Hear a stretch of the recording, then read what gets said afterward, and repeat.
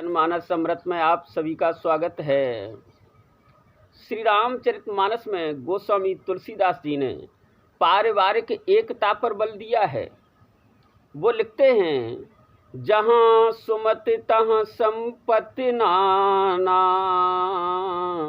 जहाँ कुमति तहाँ विपत्ति निधाना।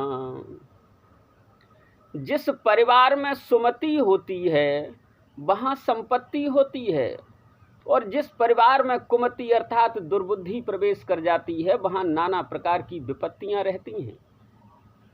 अब सवाल यह है कि जो सुमति संपत्ति लाती है वो परिवार में कैसे आए, परिवार के मुखिया को क्या करना पड़े जो परिवार में सुमति आ जाए।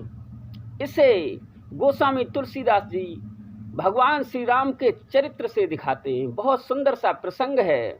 देखिए भगवान श्री राम ने कहाँ से शुरुआत की जो परिवार एकत्रित बना रहे। भगवान श्री राम को जब वनवास हो जाता है, भरत जी आते हैं अपनी ननिहाल से लौटकर और वो सुनते हैं कि भगवान श्री राम को वनवास हो गया। बड़ा दुख होता है उन्हें और कहते हैं ऐसे भाई को वनवास। देखिए यहाँ पर समझना बारीकी, ऐसे श्री राम को वनवास जो हारेउ खेल जिताएउ मोही। जब हम श्री राम के साथ बचपन में खेल खेला करते थे और जब मैं हार रहा होता था तो वो खेल खेल में भी मुझे ही जिताया करते थे, स्वयं जानबूझकर हार जाया करते थे। कभी खेल में भी उन्होंने मेरी भावनाएं आहत नहीं होने दी, जानबूझकर स्वयं हारते थे, हम लोगों को जिता देते थे। ऐसे भाई को वनवास।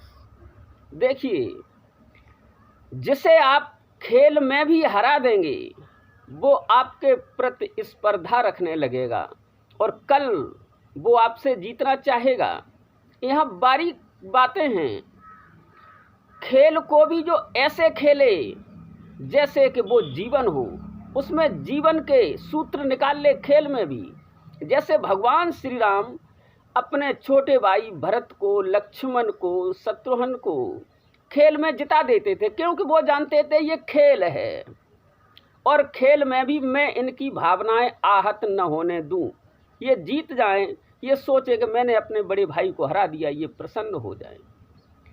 खेल में भी जब आप अपने भाइयों की या अपने परिवार वालों की भावनाएं आहत करते हैं तो वही भावनाएं आगे चलकर बड़ा रूप ले लेती हैं। बचपन की भावनाएं ही तो आपका पीछा करती हैं। बचपन में आप एक नकली कार से खेलते हैं, नकली कार खिलौनों वाली कार से खेलते हैं, बड़े होकर के असली कार से खेलते हैं। दोनों ही खेल हैं। वो भावना कि मेरे पास कार हो जो बचपन में थी वही जवानी पर भी बनी रही, जिसने आपको असली कार के साथ खेलने दिया। लेकिन जो ये समझ ले कि खेल है वो भी असली जीवन है और जो असली जीवन है वो भी खेल है, ये जो जान लेगा उसके लिए चाहे नकली कार हो चाहे असली कार हो, दोनों ही खेल ही होते हैं। बचपन में आप खेल खेलते हैं, पुलिस चोर का छुपा छुपौला वाला खेल खेलते हैं, बड़े होकर के फिर असली पुलिस और चोर का खेल खेलते हैं। जो बचपन में भावनाएं हैं वही प्रौढ़ होकर के भी तुम्हारा पीछा करती हैं। बच्चे से बूढ़े तक एक ही भावनाएं पीछा करती हैं। गोस्वामी जी यहाँ पर ये कह रहे हैं कि जब लड़ाई अपनों से हो तो आपको हार जाना चाहिए, और लड़ाई जब अपने आप से हो तो आपको निश्चित ही जीतना चाहिए। यहाँ पर ये संदेश दे रहे हैं भगवान श्री राम अपने छोटे भाइयों को खेल खेल में जिताकर। देखिए परिवार को एकत्र रखने की यहाँ से शुरुआत होती है कि आप कहीं भी उनकी भावनाओं को आहत न करें। खेल में भगवान श्री राम जानते थे ये खेल है, इन्हें जिता दूँ। और जब उन्हें राज्य मिला, बड़े हो गए, तब भी उन्होंने उस राज्य को भी जो असली जीवन का हिस्सा था उसे भी खेल ही समझा। राज्य मिला तो ठीक है, मिल जाए, वनवास मिला तो ठीक है, कोई बात नहीं, उसे भी एक खेल ही समझा। नेपोलियन बोनापार्ट जब वाटरलू के युद्ध में हार हुई उसकी, और सेंट हेलेना द्वीप में जब उसे बंदी बनाकर रखा गया, तब वो समझ गया और उसने कहा कि सिंहासन कुछ नहीं है, सिर्फ मखमल से ढकी हुई एक बेंच का नाम है। ये कहा नेपोलियन बोनापार्ट ने।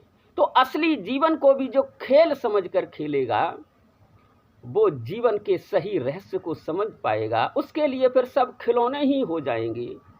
सिर्फ जीवन है, वो जिएगा, किसी चीज़ से आसक्त नहीं होगा। यहाँ यही संदेश दे रहे हैं भगवान श्री राम।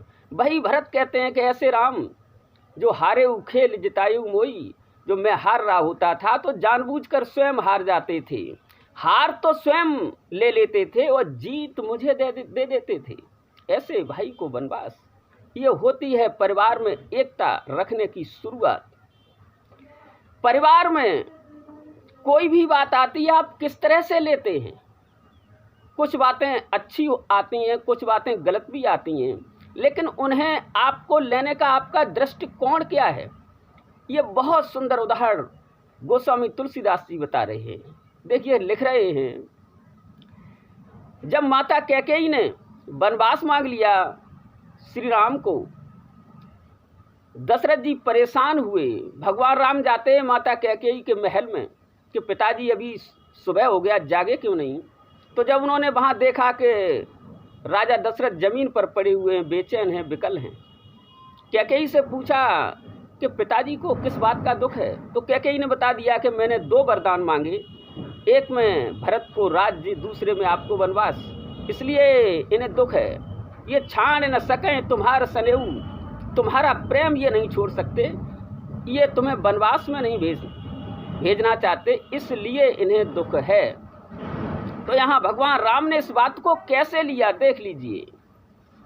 कहाँ राज्य मिल रहा था, कहाँ वनवास की बात है, तो उस वनवास को भी कितने सकारात्मक तरीके से ले रहे हैं।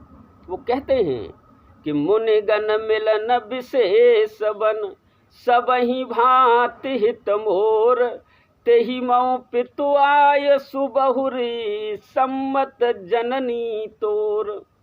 हे माता कैकेयी, ये तो कितनी अच्छी बात है। वन में मैं जाऊंगा तो मुनिगण मिलन, वहाँ विशेष बात तो ये होगी कि ऋषियों से मिलना हो जाएगा, उनके पास बैठेंगे, उनके साथ रहेंगे, उनसे सीखेंगे। सबई भांति हित मोर, ये तो सब तरह से मेरे हित की ही बात कही है।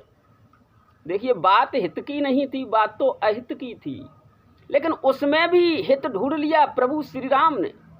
गोस्वामी जी की वो रचना है जो गलत में भी अच्छा ढूंढ ले। वो कहते हैं कि सबही भांति हित मोर, माँ वन में जाना तो सब तरह से मेरा हित ही है।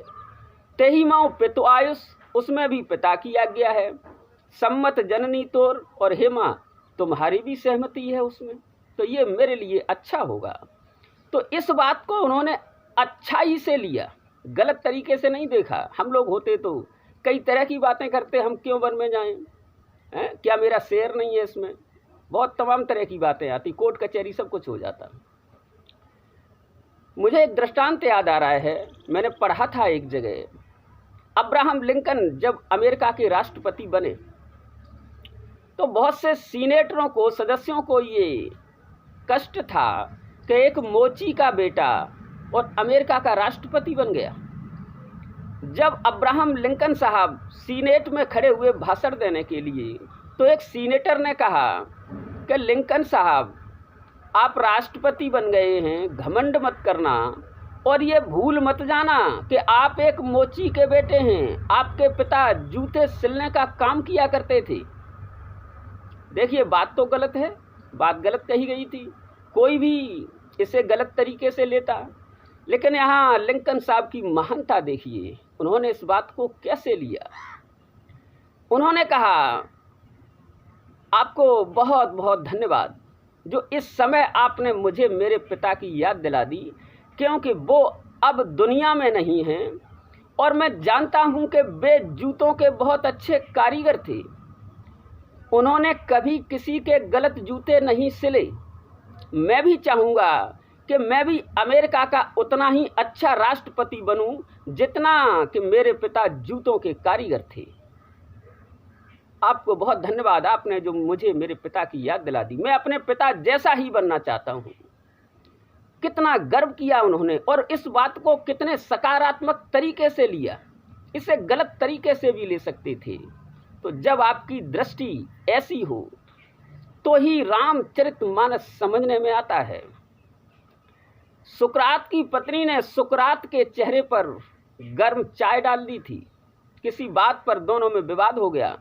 सुकरात की पत्नी ने गर्म चाय उसके हाथ में थी उनके चेहरे पर फेंक दी। सुकरात ने उसे साफ किया, और जब बाहर निकले तो सुकरात मुस्कुरा रहे थे। उनके शिष्य और तमाम लोग घर के बाहर जो खड़े थे, जो विवाद सुन रहे थे, उन्होंने कहा, आप मुस्कुरा रहे हैं, आपके चेहरे पर चाय फेंक दी गई, इस मुस्कुराने का क्या कारण है? सुकरात ने कहा, एक साइड तो बच गई, एक साइड पर ही चाय पड़ी है और एक साइड बच गई, इसलिए मैं मुस्कुरा रहा हूँ। नज़रिया देखिए किसी बात को लेने का। उस बात में आप अच्छाई निकालेंगे या बुराई, ये आपका दृष्टिकोण है। कोई भी घटना अच्छी या बुरी नहीं होती, आप उसे कैसे देखते हैं, बस ये आपके ऊपर निर्भर करता है। भगवान राम को जब वनवास हो रहा है, और भी सुंदर उदाहरण देखिए पारिवारिक एकता के, तो सीता जी भी साथ चलने की बात करती हैं कि मैं भी साथ चलूंगी। भगवान ने उन्हें समझाया, वन में जो कलेश थे, कष्ट थे, उनका हवाला दिया, तो सीता जी नहीं मानी। तो वो किन सुंदर शब्दों में समझा रहे हैं। वहाँ माता पिता का सम्मान तो है ही, परिवार का सम्मान तो है ही, प्रजा इन सब का सम्मान तो है ही, वहाँ पत्नी का भी कितना सम्मान है, इसका उदाहरण देखिए।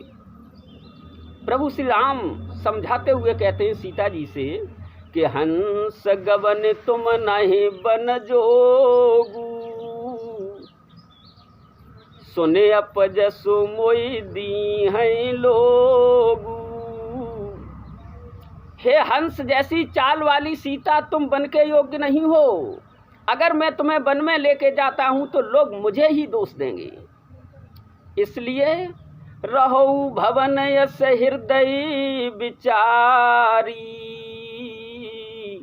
चंद्र बदन दुख कानन भारी। ऐसा सोच करके हे चंद्रमा जैसी मुख वाली सीता, तुम घर पर ही रहो। देखिए वन में जो कष्ट हैं वो सीता जी को बता रहे हैं, और अपने को कष्ट झेलने लायक बता रहे हैं और सीता को नहीं बता रहे हैं। स्वयं कष्ट लेने के लिए तैयार हैं, लेकिन पत्नी को कष्ट देने के लिए तैयार नहीं हैं।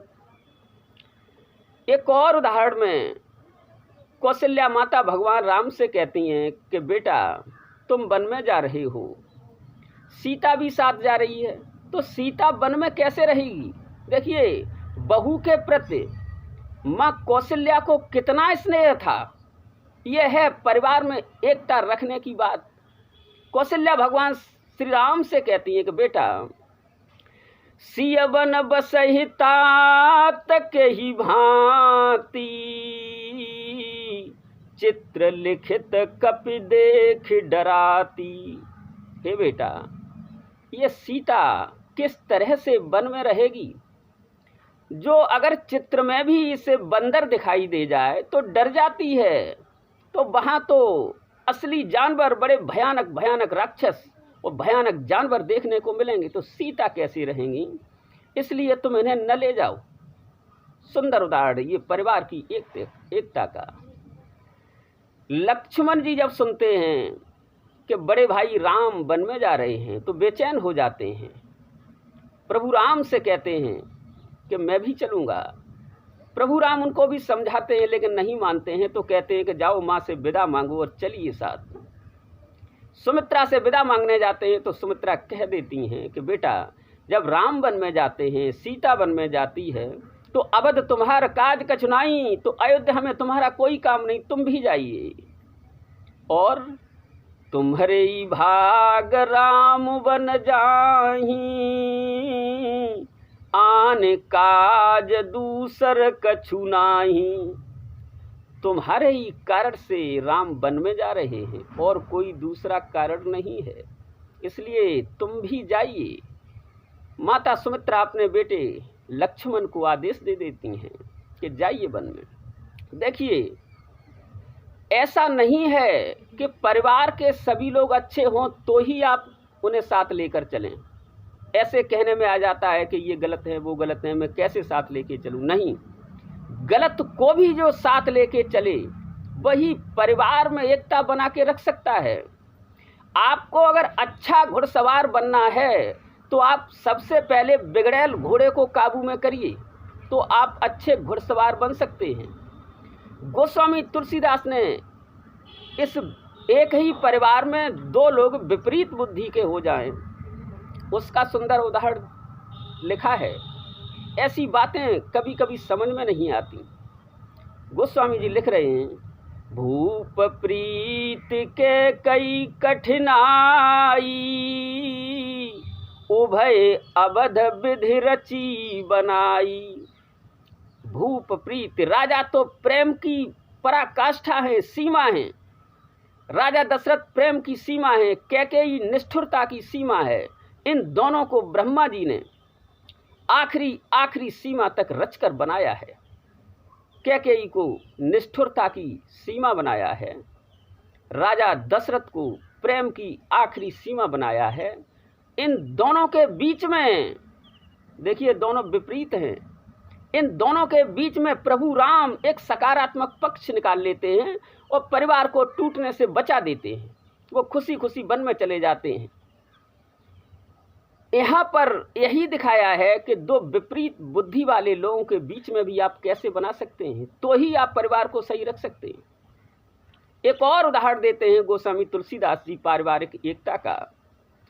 भगवान श्री राम वन में चले जाते हैं, भरत जी भी उन्हें मनाने के लिए वन में जाते हैं। ये सुनते हैं राजा जनक, तो वो भी जाते हैं वन में। और वन में जाकर के राजा जनक जब देखते हैं अपनी बेटी को तपस्विनी के वेश में, तब क्या कहते हैं, बहुत सुंदर उदाहरण है ये। तापस वेश जनक सिय देखी, भयउ प्रेम परितोष विसेखी। तपस्विनी के वेश में जब जनक ने सीता जी को देखा तो अपनी बेटी को इस वेश में देख करके बड़ा प्रेम हुआ, बड़ा हृदय में संतोष हुआ कि मेरी बेटी कष्टों में भी अपने पति का साथ देने वाली है।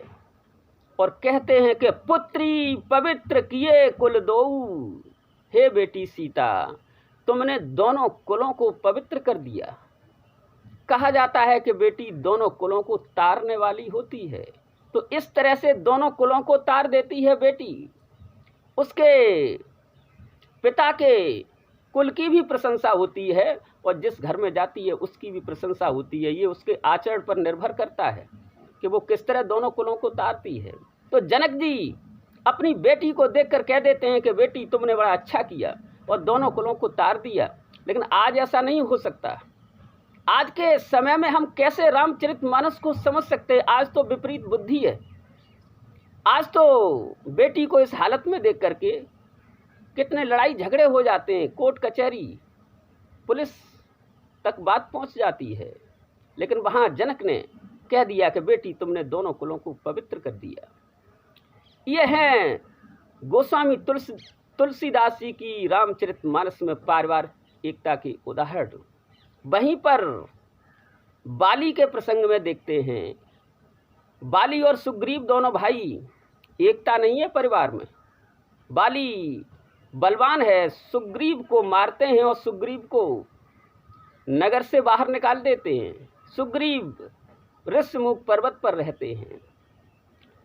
तो जब परिवार में एकता नहीं है तो बाली को मरना पड़ता है। भगवान श्री राम बाली का वध करते हैं और उसके बाद राज्य देते हैं सुग्रीव को। यहाँ पर भी देखना किस तरह परिवार की एकता की जाती है।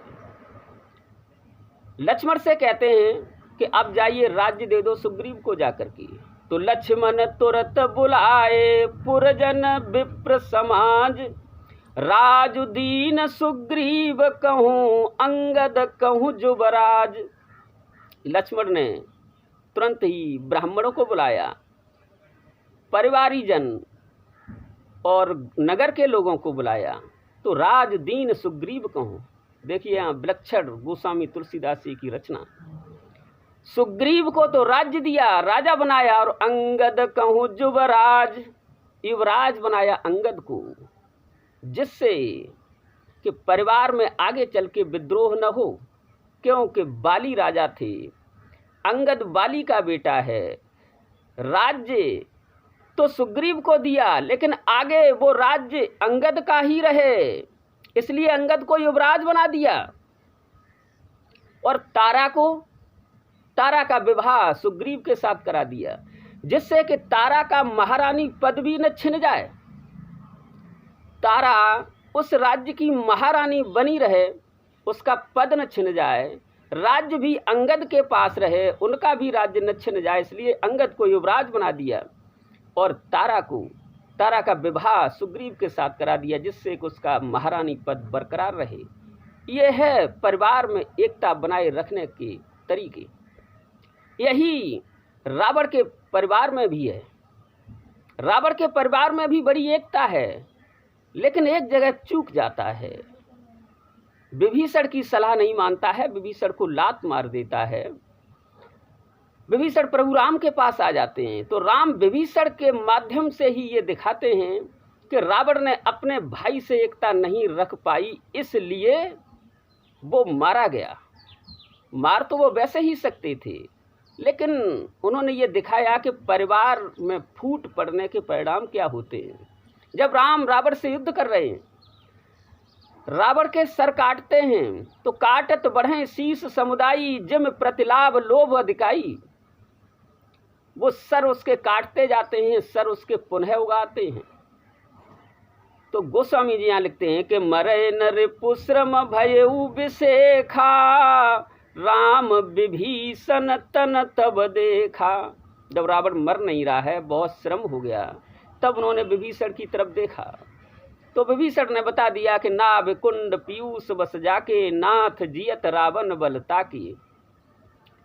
इसकी नाभि में अमृत है, हे प्रभु, रावण उसी के बल से जीवित है। ये विभीषण ने बताया, लेकिन ये प्रभु भी जानते थे। लेकिन यहाँ हम लोगों को दिखा रहे हैं कि परिवार में अगर विघटन करोगे तो परिणाम गलत होते हैं। ये हैं पारिवारिक एकता के उदाहरण। रावण की मृत्यु के बाद विभीषण को राज्य दे दिया जाता है, और मंदोदरी का विवाह भी विभीषण के साथ करा दिया जाता है। यहाँ भी वही बात है कि मंदोदरी का महारानी पद न छिन जाए, क्योंकि मंदोदरी लंका में बड़ी समझदार थी। रावण को उसने कई बार समझाया कि ये कोई राजा के बेटे नहीं, ये स्वयं भगवान हैं, लेकिन वो नहीं माना। तो मंदोदरी का महारानी पद न छिन जाए, इसलिए विभीषण के साथ विवाह कराया। विभीषण के साथ विवाह कराने का कोई वासनात्मक कारण नहीं था, वो यही कारण था कि जो पुरस्कार देने लायक है उसको पुरस्कार मिले, मंदोदरी का महारानी पद न छिन जाए, इसलिए भगवान ने विभीषण के साथ उनका विवाह करा दिया।